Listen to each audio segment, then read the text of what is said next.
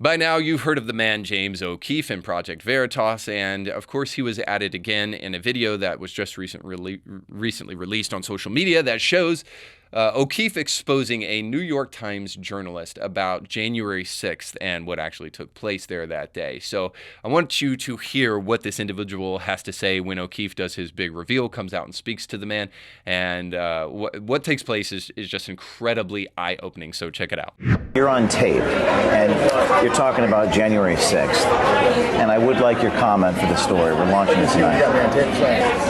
It doesn't look good. It's about January 6th. Quote, it was like me and two other colleagues who were there on January 6th outside, and we were just having fun.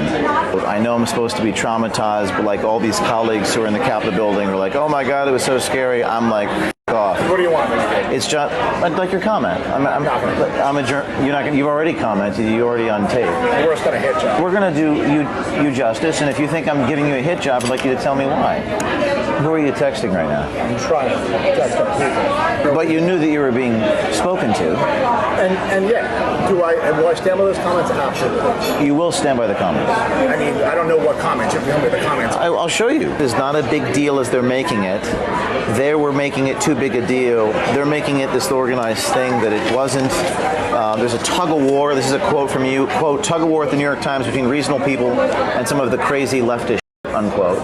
So would you be willing to sit down with me and speak on the record about this? No way. Why not? No way. You know, come on. All right, now after all that, I just have to ask you, do you believe our intrepid media? Because for those of you who have implicit trust in them and think that they tell you the truth on a regular basis, well, you just heard from a New York Times reporter, a guy by the name of Rosenberg Matthew, I believe, and he told you that intentionally there are people trying to make a bigger deal of January 6th than it actually was, which seems to confirm what Tucker Carlson released in his footage of the tapes, where we see that the QAnon shaman is walking around escorted by police throughout the Capitol building. We see a large majority of the people not being violent or being insurrection-y. Now, I'm going to diverge with Tucker here and say that I don't think that this was a friendly tour around the Capitol. There were a bunch of bad, motivated actors there that day that were acting like a bunch of idiots. However, that this was some calculated insurrection and planned by Donald Trump to try to usurp authority and take America away and destroy the Constitution. Like, this is all nonsense. By now, I hope you know that the narrative that you heard about January 6th is nothing more than a lie.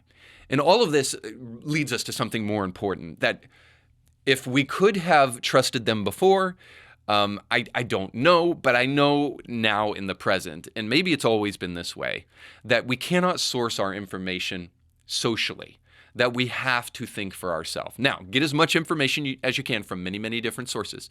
So as I think Chesterton said this, he said that we keep an open mind the same way we keep an open mouth so that we can then close it around something solid.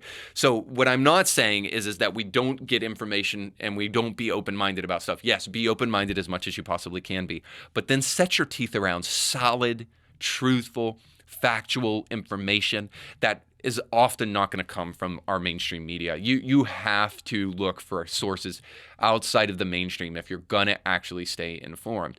But then most of all, do your thinking for yourself. Let the litmus test of common sense lead you to important information. And then I would just say this.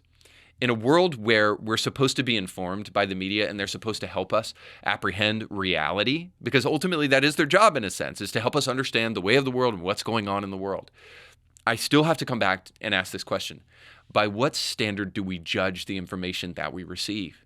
Really, in a world where we're consistently throwing away, like the Bible as some folkloric, patriarchal text that has nothing to do with my life, like, have you read it lately? I mean, honestly, by what standard are we going to judge right and wrong?